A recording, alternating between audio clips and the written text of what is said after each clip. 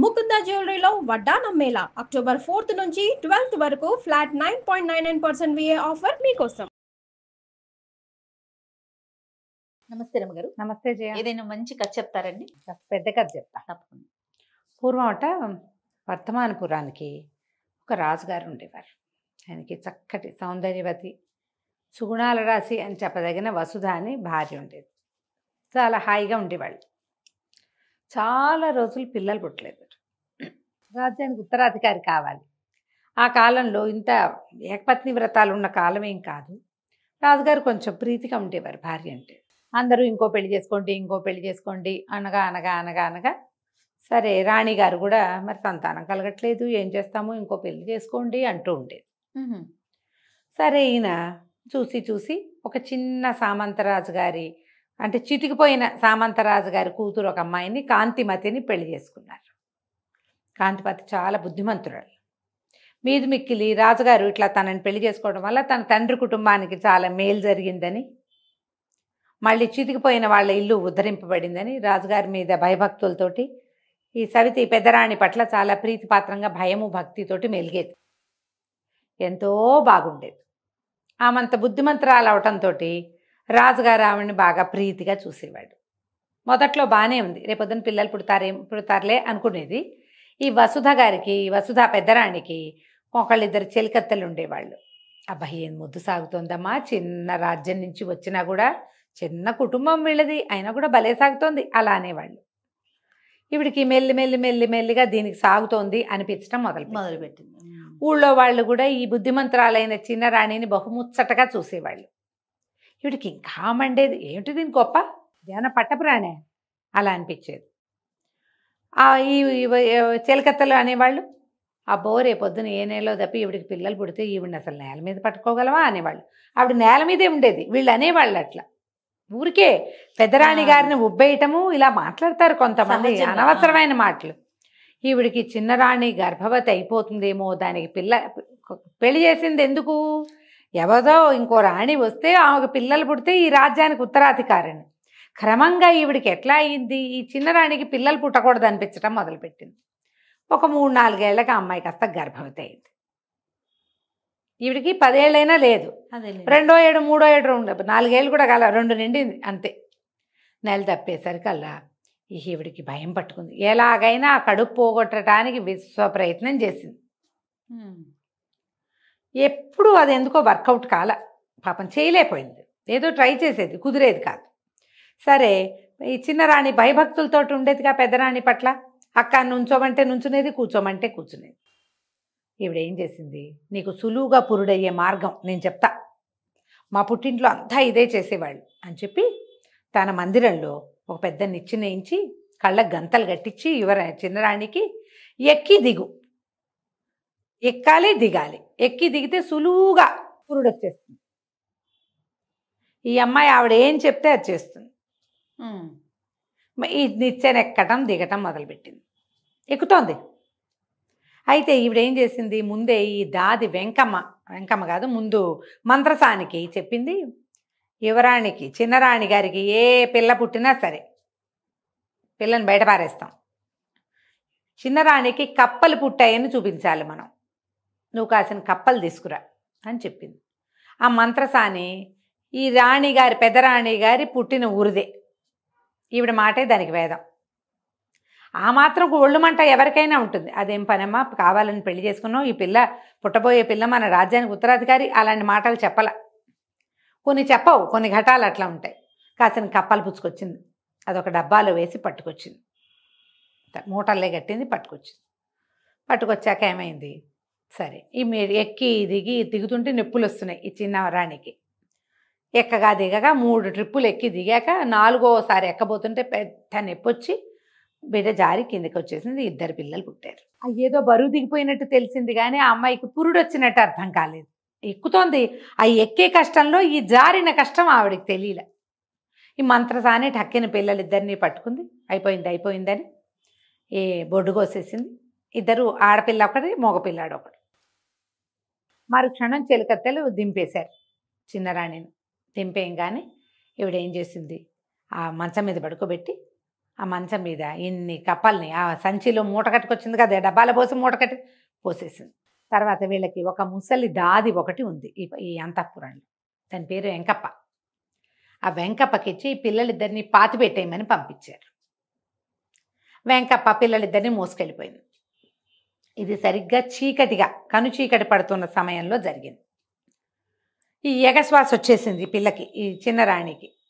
బరువు దిగిపోయేసరికల్లా ఒకరు అపిరి తిప్పిరి అయిపోతారు కదా. పురుడు వచ్చిందో తెలియలే, మొదటి తొలుచులే కదా, అమ్మాయికి అర్థం కూడా కాల. ఆ అమ్మాయి కొంచెం తిప్పుకునేసరికల్లా కప్పలు పుట్టాయని కేకలు పెట్టారు. రాజుగారు నిర్ఘాంతపోయాడు. అందరూ బయటకు వచ్చేసారు, ఠారుమనిపోయాడు. తీరా వచ్చి చూసేసరికల్లా ఏముంది, రాణి గారు పక్క పడుకునుంది, పక్కన కప్పలున్నాయి. ఈ కప్పలు పుట్టాయి అన్నారు. రాజుగారికి ఏం చేయాలో తెలియలేదు. ఈ లోపల ఏమైంది, ఆ వెంకప్ప ఆ ఇద్దరు పిల్లల్ని చెరువు గట్టుకు తీసుకుపోయింది. గొయ్యి అయితే తవ్వింది, కానీ దానికి జీవించి ఉన్న పిల్లల్ని పాతటానికి ప్రాణం ఒప్పల. చెరుకో గోతులోనూ పడుకోబెట్టింది. కప్పకుండా వెళ్ళిపోయింది. సరిగ్గా ఎవ్వరూ లేరు చీకట్లో అనుకుంది. కానీ ఒక ఆవిడ, ఈ కుండలు చేసే ఆవిడ, అవతల వైపు చెరువుకి అవతల పక్కన మట్టి తవ్వుకోవటానికి వచ్చింది. ఎవరు సాయం దొరక చీకటి మాటున మూటెత్తుకుని వస్తుంది. వెంకప్ప రావటం, ఇట్ట రెండు సందిటి పట్టు, ఒక పిల్లల్ని ఇట్ట పట్టుకుంటారు, ఇద్దరు పిల్లల్ని ఇట్ట పట్టుకోవాలిగా, ఇట్లా పట్టుకొచ్చి దాన్ని దింపటం, తవ్వటం, వెళ్ళిపోవటం చూసేసింది. వెంకప్ప ఇది అంతఃపురంలో ఉండేది మూసేల్ది, ఏదైనా పాతాలంటే దీనికి అంతఃపురం నుంచి ఎవరినైనా సాయం పంపరు ఏమిటా అని ఆవిడ ఆ మట్టి అక్కడ దిగబారబోసి ఇటు వచ్చింది. వచ్చి చూస్తే ఏముంది, చందమామలల్లే కనపడుతున్నారు పిల్లలు. ఈవిడికి తట్టింది. చిన్నరాణికి పిల్లలు కలిగే సమయం ఇది. పసిగుడ్లు పిల్లలు చూస్తే అప్పుడే పుట్టిన బిడ్డల్లాగా ఉన్నారు. ఇంకా ఏమి గట్టి కదలికలు కూడా లేవు, కళ్ళు ఆర్పి తెరిచి చేస్తున్నారు. అప్పుడే పుట్టిన పిల్లలకి ఏమి వస్తుంది, ఇంకా పెద్ద ఏడ్చేసా ఇది కూడా లేదు. ఇప్పటికి ఏమర్థమైంది, అమ్మా ఇది దాసిది అంతఃపురంలో ఉంటుంది, ఏమైనా చిన్నరాణి పిల్లల్ని దాటేసిందా, చచ్చిపోయారనుకుని వదిలిపెట్టారేమో. కళ్ళు తెరుస్తున్నారు పిల్లలు. పోని పాతిందనుకో, అదొక్కతే ఎందుకు వస్తుంది, పిల్లలు చచ్చిపోతే ఒకవేళ మరణించే ఉంటే అందరూ రావాలి కదా, నలుగురు రావాలి, సైనికులు రావాలి, రాజలాంఛనాలతో పెట్టద్దు రాజుగారి పిల్లల్ని. ఏమిట్రా అని ఏం చేసింది, చటుకుని పిల్లలిద్దరిని ఎత్తుకుని ఇంటికి తెచ్చేసుకుంది. ఊళ్ళోకి వచ్చేసరికల్లా చెప్పుకుంటున్నారు, చిన్నరాణికి కప్పలు పుట్టాయని. అర్థమైంది, ఆహా ఏదో జరిగిందిరా, అందుకనే ఇట్లా చేశారు. ఈవిడ పరమ నిశ్శబ్దంగా పిల్లల్ని ఇంట్లోకి తెచ్చేసుకుంది. ఆ చుట్టుపక్కలంతా దాన్ని ఆవిడకి కావాల్సిన వాళ్ళే ఉన్నారు, ఎవ్వరికీ చెప్పాల. ఈరోజే అంటే ఏదైనా ఆలోచిస్తారు. 5-6 రోజుల తర్వాత పిల్లలు దొరికినట్టు వార్త బయటకు వదిలిపెట్టింది. మరి ఇప్పుడు అందిస్తే ఏం చేస్తారో వాళ్ళు, కనీసం బతికుంటారు కదా. ఈ లోపల రాజుగారు ఏం చేశారు, ఈ లేక రెండో పెళ్లి చేసుకుంటే ఈ పిల్లకి కప్పలు పుట్టాయని ఆవిడని చూస్తే ఒక రకమైన ఇష్టం ఆయనకి. ఈ అడవిలో ఒక ఇల్లు కట్టించి చిన్న రాణిని అక్కడికి షిఫ్ట్ చేశారు. ఇంకా ఆవిడ దగ్గరికి ఆయన వెళ్ళల. పెద్దరాణి గారు భర్త సంతోషంగానే ఉన్నారు. సంతానం ఏది, ఏ సంతానం కోసం భర్తకి రెండో పెళ్లి చేశామో ఆ సంతానాన్ని ఇల్లు దాటిచ్చి ఆ భార్యని అవతలకు పంపించి ఏం సాధించిందో పెద్దరాణి ఆవిడకి ఒళ్ళు తెలియలా.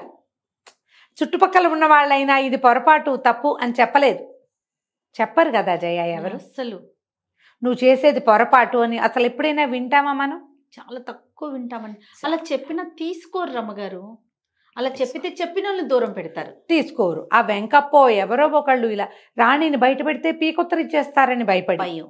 ఇక మళ్ళీ రాజుగారు కాతే రాజుగారికి మెల్లిగా ఏదో అనారోగ్యం వచ్చేసి ఆయనకి ఎంతసేపు ఆ పక్క యువరాణి చిన్నరాణి ఆమె పక్కన పడుకున్న కప్పలే కనపడేవి. శారీరకంగా దుర్బలంగా అయిపోయాడు. మనసులో కూడా ఏంటో నిద్ర పట్టదు, యాంగ్జైటీ, ఏదో తప్పు చేసిన భావన. ఇక కుమ్మరి ఆవిడ దగ్గర పెరుగుతున్న పిల్లలు లక్షణంగా పెరిగారు. అందరూ అనేవాళ్ళు భలే పిల్లలు దొరికారు, ఎంత చురుకో ఎంత తెలివో అని. 7-6 సంవత్సరాలు వచ్చేసినాయి పిల్లలకి. ఈ 5-6 ఏళ్ళు వచ్చేసరికి పుష్కలంగా మాటలు, తెలివైన మాటలు, పిల్లలు ఎంత చురుకు పిల్లలు. అందరూ అనేవాళ్ళు భలే పిల్లలు దొరికారు, భలే పిల్లలు దొరికారు. అయితే ఏమైంది, రాజుగారికి అనారోగ్యం తగ్గల. ఈ లోపల పై ఊళ్ళ నుంచి ఎవరో జ్యోతిష్యులు వచ్చారు. వాళ్ళన్నీ లెక్కలు కట్టి, మరి ఇక మీకు కప్పలు కనిపిస్తున్నాయంటే బంగారు కప్పల్ని దానం చేయండి ఒకటి, తర్వాత ఊరందరికీ సంతర్పణ చేయండి అని చెప్పారు. చెప్పేసరికల్లా సరే ఈయన బోళ్ళని పూజలు అవి చేయించి మరి కప్పలు చేయించారు బంగారంతో. బ్రాహ్మలకి దానం ఇప్పించారు. ఆ రోజున ఊళ్ళో సంతర్పణ అయితే ఊరంతా సందడిగా ఉంది. ఈ కుమారావిడ దగ్గర ఉన్న పిల్లలు మామ ఏంటే ఊరంతా సందడి, ఎందుకే ఇంత గోల్ చేస్తున్నారు, ఏంటే ఊరంతా తాషా మార్పాలు మోగుతున్నాయి ఎందుకే అని మా అమ్మని అడుగుతున్నారు. ఆవిడ కొంచెం పెద్దది కదా. అడిగితే ఏమంది, రాజుగారు భోజనాలు పెడుతున్నారు అంటే మనము వెళ్దామా భోజనానికి, ఏం పెడతారని అడిగారు పిల్లలు. ఆవిడ ఏం చెప్పింది, రాజుగారు ఆ స్వీట్లు పెడతారు ఈ స్వీట్లు పెడతారు అన్నీ పెట్టి రాజుగారికి కప్పలు పుట్టేరా, కప్పలు పుడతాయా ఎవరికైనా మనుషులకి, కప్పలకే కప్పలు పుడతాయి కానీ అన్నారు పిల్లలు. అప్పుడు ఇప్పుడు ఏం చేసింది, ఒరే ఒక ఆట ఆడదాం అని చెప్పి సంతర్పణ భోజనాల్లో ఏం చెయ్యాలో పిల్లలకి వైనంగా నేర్పించింది, ప్రాక్టీస్ చేయించింది. ఆ సంతర్పణ సమయానికి ఈవిడ చుట్టాల్లో ఎవరికో అనారోగ్యం వచ్చి ఈవిడ అక్కడికి వెళ్ళాల్సి వచ్చింది.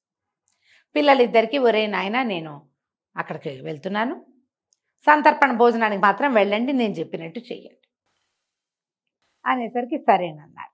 పిల్లలు కూడా సంతర్పణకి వెళ్ళారు. భోజనాలు అందరికీ పెడుతున్నారు లైన్గా. ఈ పిల్లలిద్దరి దగ్గర, ఆడపిల్ల దగ్గర ఒక ఆడబొమ్మ, మగపిల్లడి దగ్గర ఒక మగబొమ్మ ఉన్నాయి. వీళ్ళిద్దరూ చెరుకో విస్తర్లో కూర్చొని బొమ్మలు రెండింటినీ చెరుకో విస్తర్ దగ్గర కూర్చోబెట్టారు. మా బొమ్మకి విస్తరేయండి అంటే చిన్నపిల్లలుగా నవ్వుతూ వేశారు. పిల్లలిద్దరూ అటు ఇటు కూర్చుని మధ్యలో 2 బొమ్మలకి 2 విస్తళ్ళు వేయించారు. విస్తరంటే ఇంత ప్లేస్ అవుతుందా, పిల్లల్ని జరగమంటే అదేంటి మా బొమ్మలు తినద్దా అంటారు. వీళ్ళతో ఎవరు వచ్చారంటే పెద్దవాళ్ళు ఎవరూ లేరు. అక్కడి నుంచి వడ్డన మొదలుపెట్టారు. బొమ్మల దగ్గర ఖాళీ విస్తళ్ళు ఉంటే పిల్లలు ఒప్పుకోలే, మా బొమ్మలకు కూడా విస్తట్లో వడ్డించాల్సిందే. అయితే ఇంతలో ఏమైంది, భోజనాలు జరుగుతున్నాయి, సంతర్పణ అవుతోంది. రాజుగారు సంతర్పణని పర్యవేక్షణ చేస్తున్నాడు. అటు ఇటు తిరుగుతూ ఇటువైపు వచ్చాడు. ఈ లోపల అక్కడికి వచ్చిన వాళ్ళు ఎవరు, బొమ్మలు ఏం తింటాయా అదా ఇదని కేకలేస్తున్నారు. ఎందుకు తినవు, తింటాయి మా బొమ్మలు, లడ్డు పెట్టండి, మా బొమ్మలు పులిహార పెట్టండి, చేగోడీలు పెట్టండి, చక్కిలాలు పెట్టండి అని పిల్లలు గోల. ఈ పిల్లల గొంతులు కొంచెం కీచుమంటాయి కదా చిన్న పిల్లలవి, ఇద్దరు గొంతులు పెంచుకుని అరుస్తున్నారు.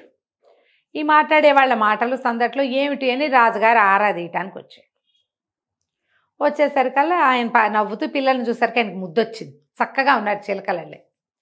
నాయన బొమ్మలు అన్నాలు తింటాయా అంటే, ఎందుకు తినవండి, చక్కగా తింటాయి, మా బొమ్మలు ఎప్పుడూ అన్నం తింటూనే ఉన్నాయి, పెట్టించండి అంటే, బొమ్మలు అన్నం తినవు నాయన, ఎందుకు తినవండి, మనుషులకు కప్పలు పుట్టట్లా, మనుషులకు కప్పలు ఎట్లా పుడతారో బొమ్మలు అన్నాలు అట్లాగే తింటాయి ఆనంగానే రాజుగారికి మెరుపు కొట్టినట్టు అయిపోయింది. నిజం, మనుషుల కప్పలు ఎట్లా పుడతాయి అంటే పసిపిల్లలు చెప్పే వరకు కూడా ఆయనకు ఆలోచన రాల. ఇక నిర్ఘాంతపోయాడు. నిజమే ఆ మాట.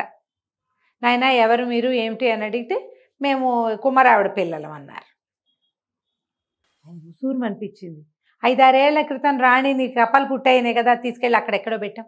ఈయన ఈ భోజనాల హడావిడ వదిలిపెట్టి పరిగెత్తుకుంటూ రాణిని తెచ్చుకున్నాడు, చిన్న రాణిని. ఆవిడకి ఆ రోజు ఏం జరిగిందో చెప్పే అవకాశం కూడా ఇవ్వలేదు. ఈ పిల్లలు ఎవరి దగ్గర ఉన్నారో ఆవిడని, ఎవరి పిల్లలో ఆవిడని పిలవండి అన్నాడు. కుమ్మరావిడ వచ్చింది. కుమ్మరావిడని అడిగాడు, మీ పిల్లలు ఇంత తెలివిగా ఉన్నారంటే, ఎందుకుండారు మహాప్రభు, రాచబిడ్డలు, వెంకప్ప పాతి పెడుతుంటే తీసుకున్నాను నేను. మా కుమ్మరి వాళ్ళ పిల్లలకైతే ఇన్ని తెలివితేటలు మట్టి తొక్కే తెలివితేటలే ఉంటాయి. లోకజ్ఞానం రాచపుటకి సహజంగా ఉంటుంది, మీకు లోపించింది కానీ మీ బిడ్డల్లో లోపించలేదు. అది ఆ రోజు రాత్రి వెంకప్ప ఇక్కడ పాతి పెడుతుంటేనే నేను తీసుకున్నాను, మీరు వెంకప్పని పట్టుకోండి. వెంకప్పని పిలిచారు. ఆవిడ లబోదిబోమని ఏడ్చింది. మంత్రసాని రాణిగారు అప్పచెప్పారు. మంత్రసానిని పట్టుకున్నారు. రాణిగారికి కవల పిల్లలు పుట్టారు, ఒక ఆడపిల్ల ఒక మగ పిల్లవాడు.